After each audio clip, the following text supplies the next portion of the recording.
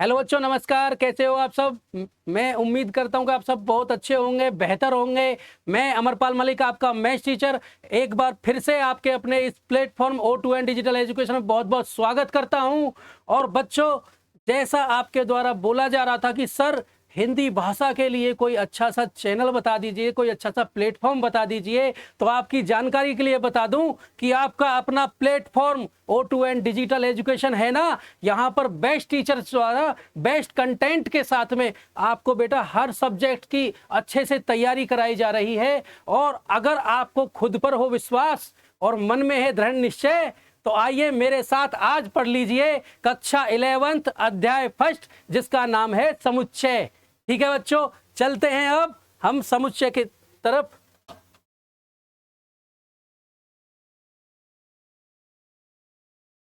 कक्षा 11th अध्याय first, जिसका नाम है समुच्चय। बेटा समुच्चय को बेटा इंग्लिश में बोलते हैं सेट्स। क्या बोलते हैं? सेट्स। ये बेटा कोई नया वर्ड नहीं है। आपको लग रहा होगा जी क्या है समुच्चय, समझ में नहीं आ रहा जी, नया शब्द सुना है। तो ये समुच्चय जो होता है, इसका आप इंग्लिश में समझ लीजिए क्या होता है जी, सेट्स होता है। इसको ना हम अपने दैनिक जीवन में जो हमारी रोजमर्रा की लाइफ होती है उसमें बच्चों हम बहुत बार सुनते हैं, बहुत बार इस वर्ड को यूज करते हैं। जैसे हमारे घर पे जब गेस्ट आ जाते हैं तो क्या बोला जाता है जी, टी सेट तैयार कर लो, ब्रेकफास्ट कराना है जी गेस्ट का, ऐसा ही बोला जाता है ना बच्चों। और जब लंच का टाइम होता है तो क्या होता है बच्चों, डिनर सेट की बारी आ जाती है। हम कभी कभी बोलते हैं मम्मी जी मेरे शूज का सेट किधर है, बोला जाता है नहीं बोला जाता। कई बार बच्चे अपना बैग ले जाते हैं, स्कूल का जो बैग है उसको पैक करते हैं, उसमें क्या बोलते हैं, ज्यामितीय उपकरणों का सेट, जिसमें बेटा स्केल, कंपास, आपके जो सारे एलिमेंट्स रखे हुए तो है वो भी तो एक सेट ही होता है ना। और आप उसमें चले जाइए बेटा, स्पोर्ट्स में चले जाइए, जो भी क्रिकेट की टीम बनती है वो एक सेट ही तो होता है। इंडिया की टीम तो इंडिया की टीम का अलग सेट हो गया, पाकिस्तान की टीम है तो उसका अलग सेट हो गया बच्चों। ठीक है, इस तरीके से आपके मन में कुछ तो आ गया होगा कि समुच्चय क्या होता है, उसी सेट को तो समुच्चय बोलते हैं। और ये जो बेटा सेट जो है, समुच्चय जो है, और मैं आपकी जानकारी के लिए बता दूं कि इसके बेटा जो प्रतिपादक थे, जो फादर ऑफ सेट थ्योरी थे, वो बेटा जर्मन गणितज्ञ जॉर्ज केंटर थे। क्या थे बच्चों? मैं बता दूं आपको, जो प्रतिपादक थे,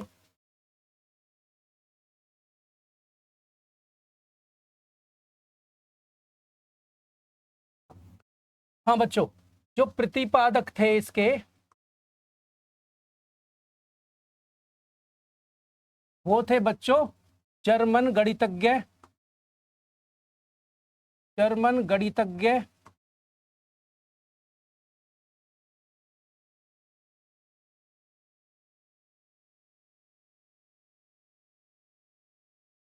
जर्मन गणितज्ञ जॉर्ज केंटर। क्या थे बच्चों? जॉर्ज केंटर थे। ठीक है बच्चों, अब इससे आगे देखो जी, समुच्चय की परिभाषा जान लेते हैं। अब बच्चों समुच्चय की परिभाषा क्या है? भिन्न भिन्न वस्तुओं या अवयवों के सुपरिभाषित संग्रह को समुच्चय कहते हैं। ठीक है बच्चों, भिन्न भिन्न अवयवों या वस्तुओं के सुपरिभाषित संग्रह को क्या बोलते हैं? समुच्चय बोलते हैं जी। अब बच्चों इसके लिए जान लीजिए कि इसमें एक नया वर्ड आ गया जी, सुपरिभाषित। क्या आ गया? सुपरिभाषित आ गया। आपने इसमें पहले भी सुना होगा जी, सुपरिभाषित का मतलब क्या होता है? सुपरिभाषित का मतलब होता है जो अच्छे से परिभाषा दी जा सकती हो, जो अच्छी प्रकार से परिभाषित हो, उसको क्या बोलते हैं? सुपरिभाषित।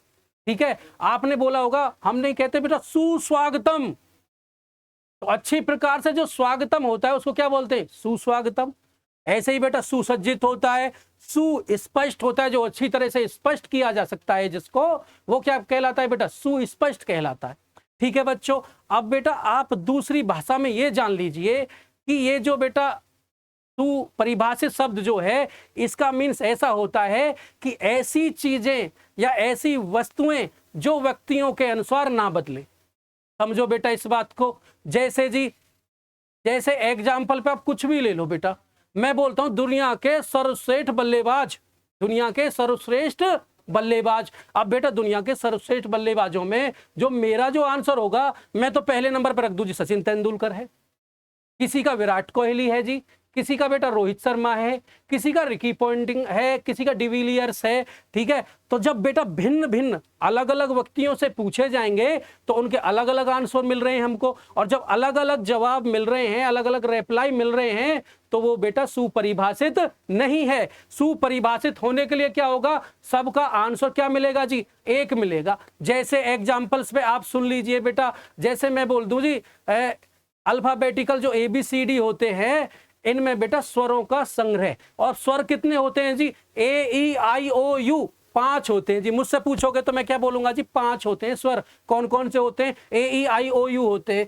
आपसे पूछोगे, आपसे पूछा जाएगा तो क्या मिलेगा जी जवाब, 5 होते हैं जी, AEIOU होते हैं। और किसी तीसरे वाले पर्सन से भी पूछेंगे तो वो भी यही जवाब देगा। जहां पे सेम सेम जवाब आते हैं तो उसको क्या बोला जाता है, सुपरिभाषित है जी, वेल डिफाइंड है जी। तो इसका मीन्स क्या हुआ, वो बेटा आपका समुच्चय है। और मैं फिर से रिपीट करता हूं कि भिन्न भिन्न वस्तुओं अवयवों के सुपरिभाषित संग्रह को समुच्चय कहते हैं।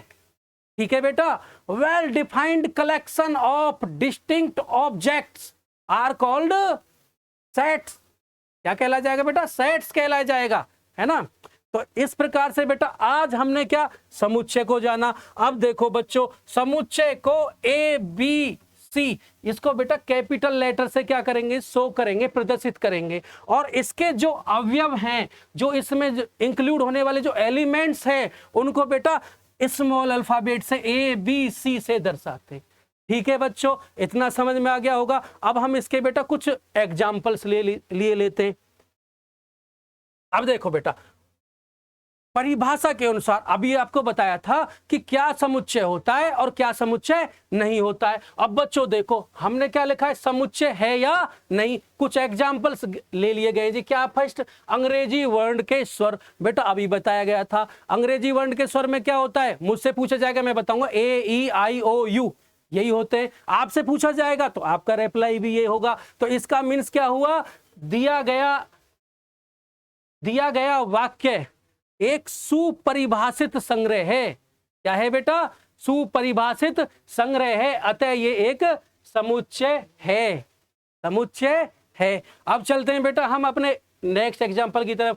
5 सबसे अच्छे खिलाड़ी, तो यही आ गया 5 सबसे अच्छे खिलाड़ी। मुझसे पूछा जाएगा तो मैं बेटा कोई और खिलाड़ी का नाम लूंगा।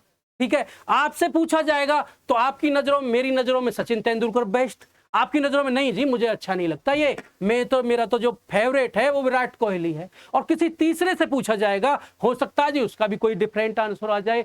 तो दिया गया संग्रह एक सुपरिभाषित संग्रह नहीं है, इसलिए ये समुच्चय नहीं है बच्चों, ये समुच्चय नहीं है। ठीक है बेटा, अब चलते हैं बेटा हम अपने थर्ड एग्जाम्पल की तरफ में। थर्ड क्या, दुनिया के 2 सबसे खतरनाक जानवर। देखो जी, खतरनाक एग्जाम्पल आ गया। क्या, दुनिया के 2 सबसे खतरनाक जानवर। अब क्या बच्चों, किसी से पूछा जाएगा कि भाई तुम्हारा सबसे खतरनाक जानवर कौन है, कोई बताएगा जी शेर है, मैं तो शेर से डरता हूं जी सबसे ज्यादा। ठीक है, मुझसे पूछा जाए मैं बता दूंगा जी टाइगर है जी, टाइगर से डरता हूं। कोई बेटा सांप से डरता है ज्यादा, है ना। किसी को सबसे खतरनाक क्या लगता है, कॉकरोच लगता है, किसी को छिपकली से ज्यादा डर लगता है। तो सभी के आंसर अलग अलग आएंगे कि नहीं आएंगे। ठीक है बच्चों, तो हम लिख देंगे सुपरिभाषित संग्रह नहीं है, अतः यह समुच्चय नहीं है। तो ये भी बच्चों समुच्चय नहीं है। आगे है 40 से कम प्राकृतिक संख्याएं। अब बेटा प्राकृतिक संख्याएं हम जानते हैं कि जो प्राकृतिक संख्याएं होती हैं, ऐसी संख्याएं जो 1 से शुरू होती हैं अनंत तक जाती हैं, उनको प्राकृतिक संख्याएं बोला जाता है बेटा। अब देखो 1 2 3 4 डॉट डॉट डॉट, 40 से कम है तो 39 तक लिख दी जाएंगी। अब बेटा हमसे पूछा जाए जी 1 से शुरू करना है, प्राकृतिक संख्या बोले तो 1 से स्टार्ट करना है, और 40 से कम। अब बच्चों क्या करेंगे जी, 40 से कम 39 तक लिखेंगे। मुझसे लिखाई जाएंगी तो मैं भी 1 2 3 4 5 6 7 8 9 10 ऐसे ही बेटा 39 तक लिख दूंगा। आपसे बोला जाएगा बेटा 40 से कम तक 1 से गिनती लिख दो, तो आप भी तो यही लिखोगे। ठीक है, किसी और से पूछा जाएगा तो वो भी यही लिखेगा। तो दिया गया संग्रह जो है वो एक सुपरिभाषित संग्रह है, अतः ये एक समुच्चय है। ठीक है बच्चों, इस प्रकार से ये भी एक समुच्चय हो जाएगा। ठीक है बच्चों, अच्छे से समझ में आ रहा है कि नहीं आ रहा। ठीक है, अब बेटा अगले एग्जाम्पल पे चलते हैं। अगला एग्जाम्पल है समीकरण एक्स स्क्वायर इक्वल टू 9 का हल। एक्स स्क्वायर इक्वल टू 9 का हल। अब बच्चों देखो इसका हल निकालते हैं जी, हल निकालते हैं बेटा। x इक्वल टू बेटा स्क्वायर इधर आके क्या हो जाएगा, स्क्वायर रूट में कन्वर्ट हो जाएगा। 9 के ऊपर क्या आ जाएगा जी, स्क्वायर रूट आ जाएगा। अब बच्चों इसको सोल्व करते हैं। x इक्वल टू ये आएगा बच्चों +-3, क्या आएगा जी, +-3। अब बेटा जब इसको हम सॉल्व कर लेंगे तो हमारा आंसर क्या होगा जी, देखो जिस पे सॉल्व करना आता है, जो जानता है इसको सॉल्व करना, तो सभी का आंसर क्या आएगा, +3 -3, यही तो आएगा। अब सभी का जब एक यूनिक आंसर आएगा, डिफरेंट आंसर नहीं आ रहा है, यहां पर भिन्न भिन्न व्यक्तियों द्वारा भिन्न भिन्न स्टेटमेंट नहीं दिए जा रहे हैं, तो ये बेटा क्या है, ये एक समुच्चय कहलाएगा, क्योंकि दिया गया संग्रह एक सुपरिभाषित संग्रह है। तो हम बोलेंगे बच्चों ये एक समुच्चय है, समुच्चय है। इस प्रकार से बच्चों हमने अब ये जान लिया कि क्या समुच्चय होता है और क्या समुच्चय नहीं होता है। अब चलते हैं हम बेटा अपने नेक्स्ट पॉइंट की तरफ, समुच्चय का निरूपण।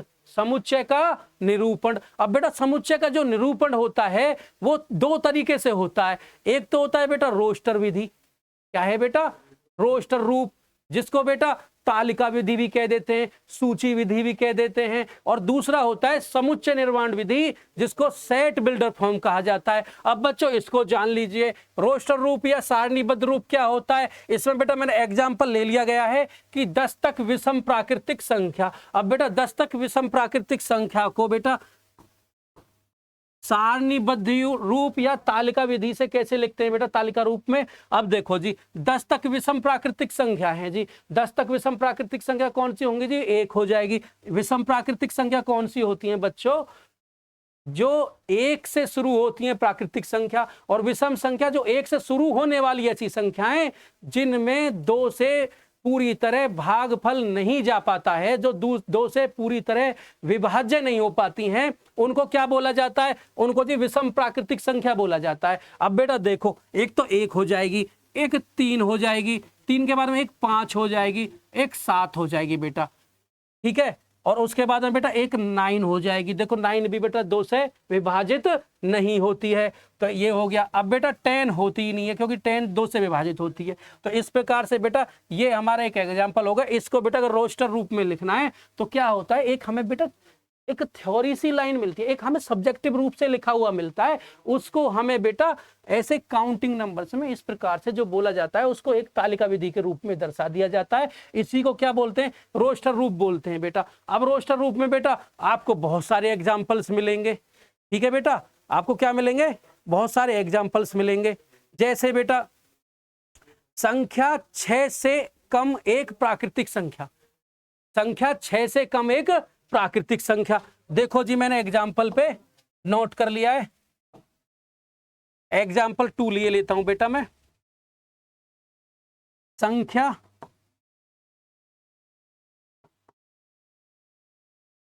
5 से कम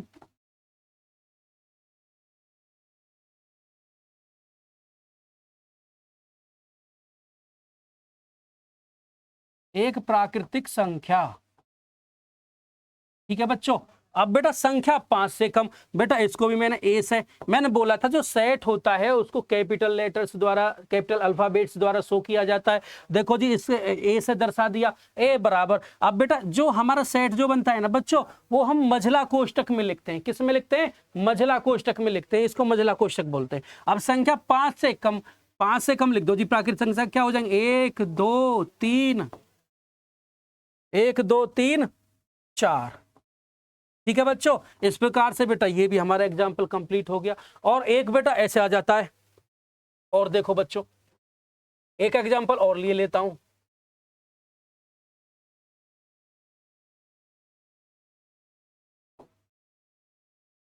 संख्या 18 के अभाज्य गुणनखंडों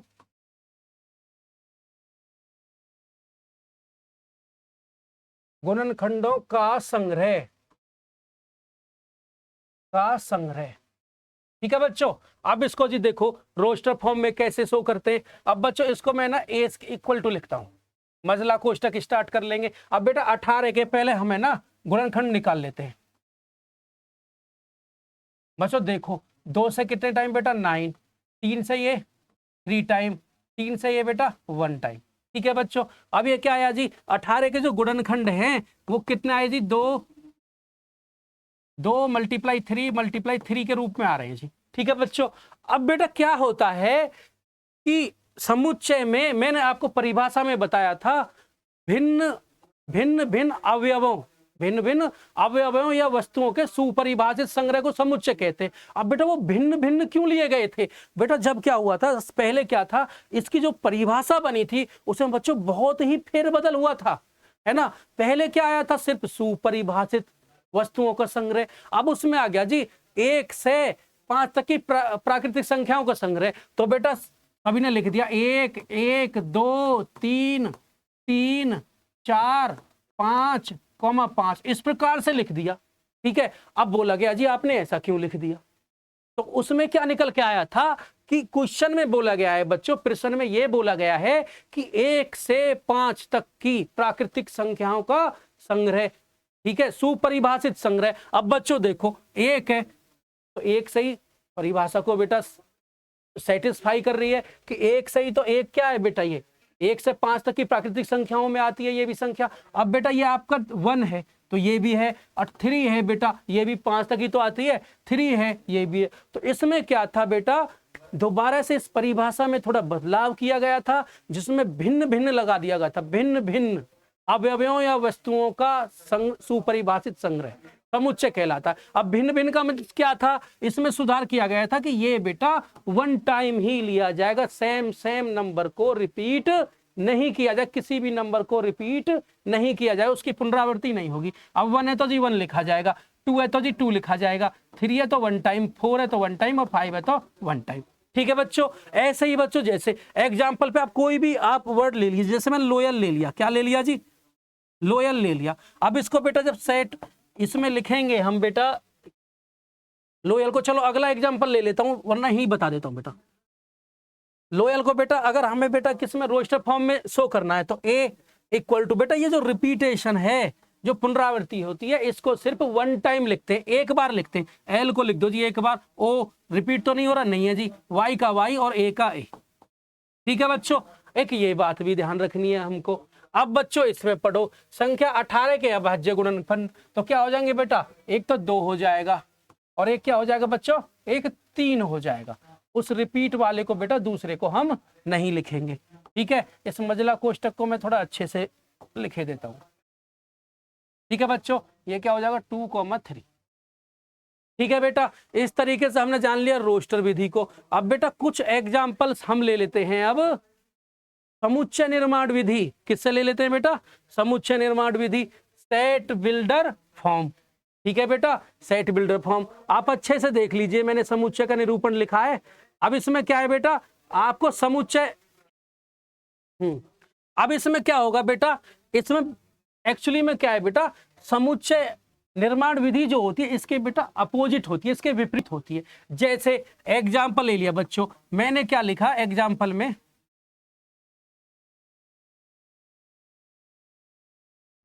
एग्जाम्पल में देखो बच्चों हमारे पास में A equal to 1 3 5 7 dot dot dot ये है।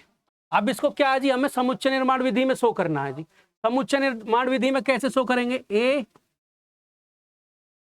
इक्वल टू, अब देखो बच्चों, अब ये बेटा x such that x such that x। अब बेटा ये साइन होता है ना, 2 बिंदी सी होती हैं, इसको सच दैट बोला जाता है। इसका मीन्स होता है x इस प्रकार है कि, क्या है जी, इस प्रकार है कि x ऐसा है कि, ये x के बारे में बता रहा, x इस प्रकार है कि x एक प्राकृतिक, सॉरी हाँ कोई नहीं, x एक विषम प्राकृतिक संख्या आएगा बेटा, क्या आएगा ये, x एक विषम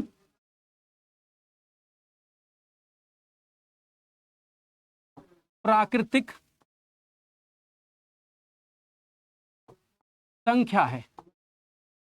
लिख गया जी, x एक विषम प्राकृतिक संख्या है। अब बेटा मैं दूसरा एग्जांपल लिए लेता हूं। दूसरा एग्जांपल क्या है जी, जैसे a इक्वल टू, मैंने बेटा एग्जांपल में a इक्वल टू ले लिया कि जैसे बेटा 2, फिर ले लिया बेटा 4, फिर ले लिया 8 और डॉट डॉट डॉट डॉट इस क्रम में ही चलता चले जाएगा। अब बेटा इसको हम थोड़ा सा सॉल्व कर लेंगे। ये क्या आएगा, 2 की पावर 1, 2 की पावर 2 और 2 की पावर 3 डॉट डॉट डॉट। अब बच्चों इसको जो समुच्चय निर्माण में लिखेंगे, मैं इधर लिखे देता हूं। अब इसको जो बच्चों समुच्चय निर्माण में लिखेंगे तो a इक्वल टू लिखेंगे x सच दैट x।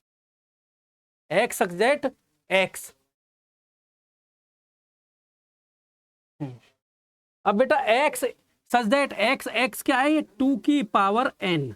बेटा जो सेम है उसको वन टाइम नोट कर लेते हैं। देखो 2 2 2 तो 2 को एक बार लिख लेंगे। और बेटा जो चेंज होने वाली संख्याएं हैं 1 2 3 4, इसको मैं n से शो कर लेता हूं।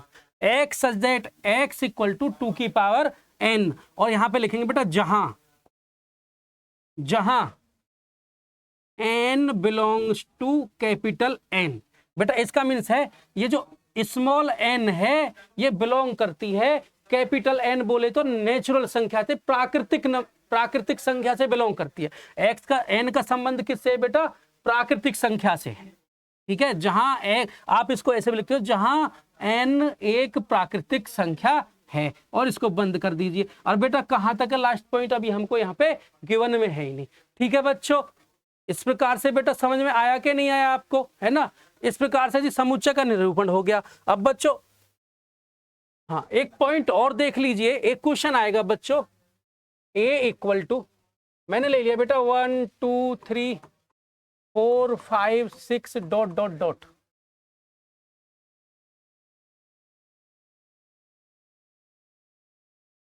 सिक्स 8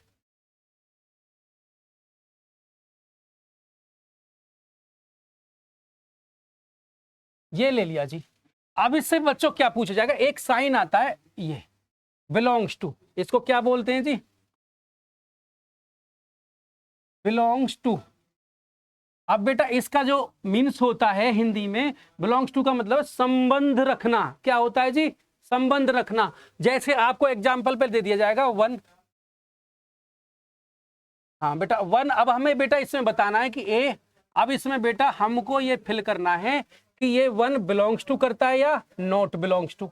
ये क्या होता है जी, नॉट बिलोंग्स टू का साइन, नॉट बिलोंग्स टू का साइन होता है बच्चों। ठीक है, अब बेटा 1 देखो, 1 क्या इस a में है, अगर इसमें संबंध रखता है या उसमें बेटा उपस्थित है तब तो बोलेंगे हम बिलोंग करता है, बिलोंग्स टू का। और नहीं है तो क्या बोलेंगे बेटा, नॉट बिलोंग्स टू। अब देखो बेटा 1 इसमें है तो क्या लिख देंगे, बिलोंग्स टू। ठीक है बच्चों, अब मैंने बेटा यहाँ पे 9 लिख दिया ए। अब बच्चों देखो 9 क्या a में है, a में नहीं है, वो उपस्थित नहीं है, तो उसको लिखेंगे बेटा हम नॉट बिलोंग्स टू। ठीक है बच्चों, आपको कैसा लगा समुच्चय का एक ये छोटा सा परिचय हमने बिल्कुल बेसिक से दिया है। इसके बाद में हम अब बेटा एक्सरसाइज 1.1 को सॉल्व करने वाले हैं नेक्स्ट वीडियो में। और उसके बाद में जो बेसिक कॉन्सेप्ट शेष है उसको बेटा फिर से कंप्लीट कराते हैं अच्छे तरीके से। मैं उम्मीद करता हूं, आशा करता हूं कि आप सभी की अच्छी प्रकार से समझ में आया होगा। और आपसे बेटा ये अनुरोध करता हूं कि अगर आपको वीडियो अच्छी लगी है तो इसको अपने मित्रों या अपने संबंधियों के साथ साझा करें, शेयर करें। हमारा चैनल O2N डिजिटल एजुकेशन, इसको ज्यादा से ज्यादा सब्सक्राइब करें, वीडियो को लाइक करें और अच्छी लगे तो बेटा वीडियो पे कमेंट करें। For watching this video, thanks a lot to all of you.